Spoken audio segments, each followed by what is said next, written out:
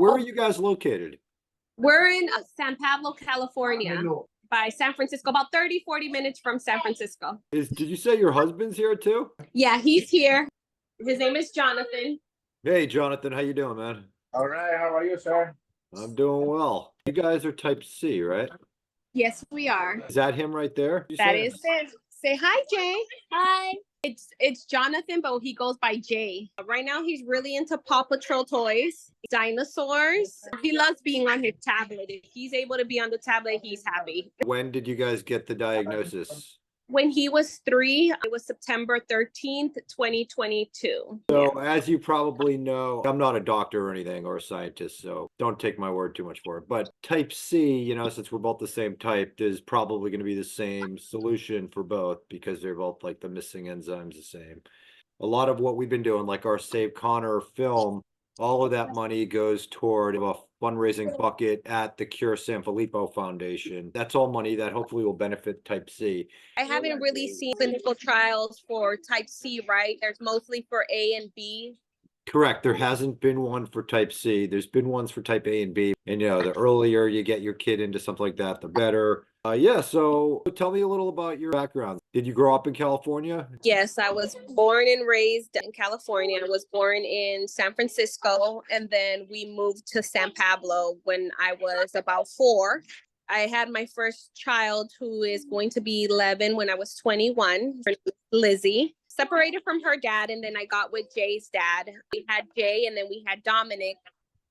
I'm 32. Once we got Jay's diagnosis, we got the kids tested. Lizzie didn't need to get tested, they said, because she was from a different dad. But we got Dominic tested, and he doesn't have it. He's not a carrier. When we got Jay's diagnosis, it was horrible. And then when they were like, "Oh, we need to test your little one," I was like, "Oh my God, I hope he doesn't." And thankfully, he doesn't. Does Jay go to like typical school? Does he have an aide? He is in school. He goes to preschool, and at school he receives a speech therapy, OT. I have a great team. I always tell everybody who I meet, I have an amazing team with ABA therapy. Oh, that's great.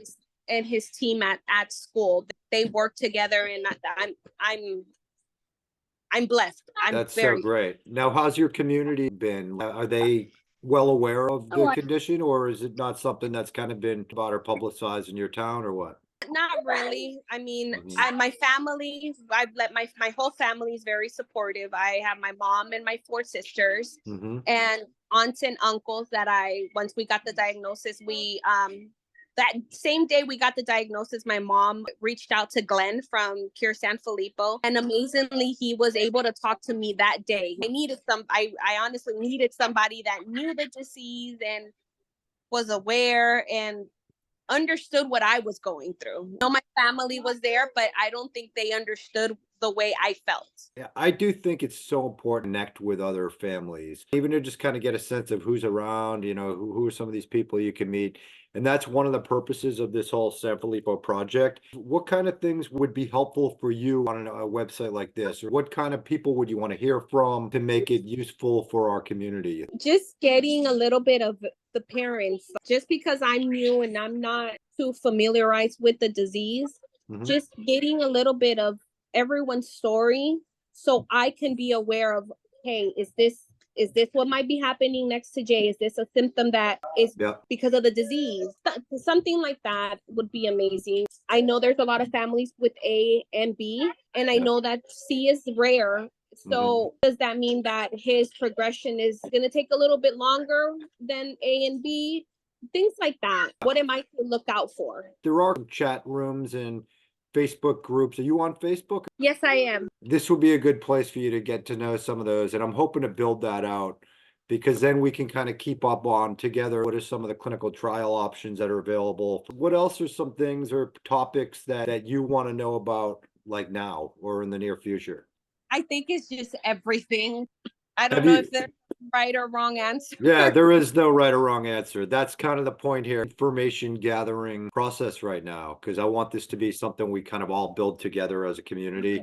And just your participation and even sharing some of your story here is really helpful. What kind of health setbacks or obvious health issues has Jay had aside from just the diagnosis? Like, has he had any surgeries, stuff like that? When he was a year old, he had 2 hernias removed. They said that he was born with them. They were going to wait out until he was a little bit older. So when he was a year, they removed the hernias. He was always in and out of the hospital. He was always getting freaking colds. He was 2 weeks old and we had to take him to the hospital because he got a bad cold. Yeah. Always respiratory issues. And then they said asthma. This is all before we got his diagnosis. They said asthma. The reason why I pushed to get tested was because he was having some speech delay and then some aggression towards the baby brother. And he was only a year and 6 months. So 18 months when we started seeing some aggression and not speaking much. But then my mom came across this picture of a kid with Sanfilippo on Google, and my son looked just like him. We put the pictures side to side, and I'm like, and my mom just sent me the picture. She didn't say nothing. And I'm like, who is this on the check? And I was at work. And I was like, who's this? I was like, how is he related to us? She was like, he's not related to us, but doesn't Jay look like him? And I said, yes, very much so. And my mom went into it, and I'm at work, and my mom went into it, started sending me screenshots of what Sanfilippo is. Yeah. And so once my mom started sending me screenshots, I'm like, okay, she has respiratory issues, ear infections, what else? The behavior, the speech, and his hair. We noticed that his hair started changing. It was more coarse, more thick. And when he was little, it was curly and it was soft.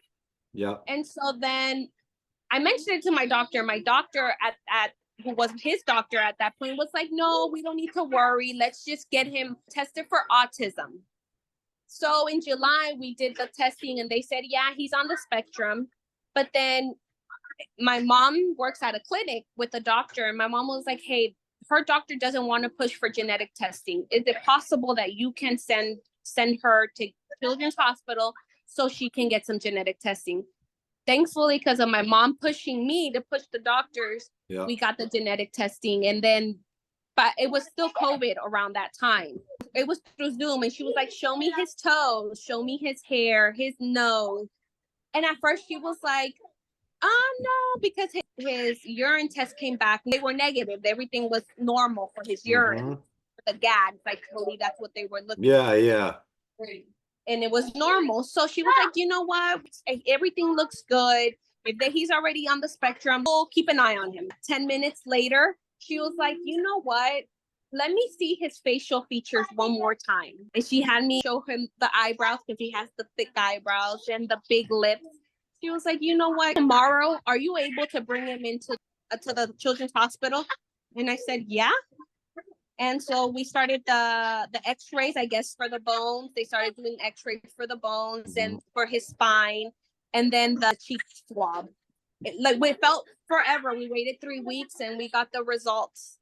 Like when the doctor said, can you please be with somebody? When you received my call, can you be with somebody? I don't want you being alone. I just had that gut-wrenching feeling like this is not going to go good. When I got the news, I could honestly tell you, I felt like my son was dead. They had gave me that grieving feeling like someone has just passed away, but I knew he was still there, and he was there with me when I got the diagnosis. And I screamed, I cried, and he just came up and he's like, "Mommy, you okay? Mommy, you okay?" And I actually was like that for 3 months, but I reached out. I got onto the Facebook and got in touch with Heather.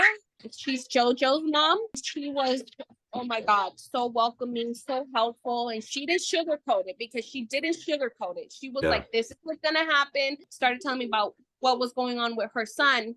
So for months we were connected, and also with Victoria's mom. I believe she's in Florida. Jen, I believe her name is Jen. That's how we, now we got his diagnosis. Like I said, till this day, there's not a day that doesn't go by that I think, my son has this. But I try to see him as a normal kid. I treat him the same as I treat my other kids. And honestly, he's since we put him in therapies, he's made a great progress. Like he's talking more. He's developed social skills. He's running and things that he used to tumble a lot. He would trip a lot. Yeah. Now he's running, he's jumping off of stairs, and I'm pushing him to keep doing that because Keep pushing them. Yeah. Keep pushing them. Why not, right? There's got to be something to that. When you push anybody, it just kind of keeps them on their toes, I would think, whether it's Sanfilippo or not. I just want to say, because I do follow you on Facebook, since I started following you and I found out that Connor was type C, just seeing him has gave me hope that my son will last us a long time. Yes, you will. I just wanted to let you know, like, you posting your videos of him talking and having conversations with you in the car have been amazing and have gotten us through. No. And I show my husband and I'm like, there is hope. Look how old his son is. Oh, I am so, it's amazing for you to say that. I can't tell you how much that means to me. I try not to get emotional, but just knowing that, there is hope that my son is going to be running at 15 and is going to be talking to me and still be able to tell me he loves me is all that I need. Yep. Keep that hope alive. Just keep talking to him. Keep talking to him. If I ever get out to your neck of the woods, I'm going to come give you a hug and we're going to hang out. And if you ever find yourself in Philly area, you guys got a place to crash, come hang out. Thank you. I hope we can remain in contact. Well, we will stay in contact. You're part of this project now. So thanks for reaching out to me. Thank you. Thank you for taking the time to call me and set this up. You're so nice. welcome. Well, it was great meeting you, Stephanie, and I hope to meet your husband the next time as well, or whoever else wants to talk. Thank you, Mike. I appreciate it. You take care. You too. Thanks so much, Stephanie. Bye.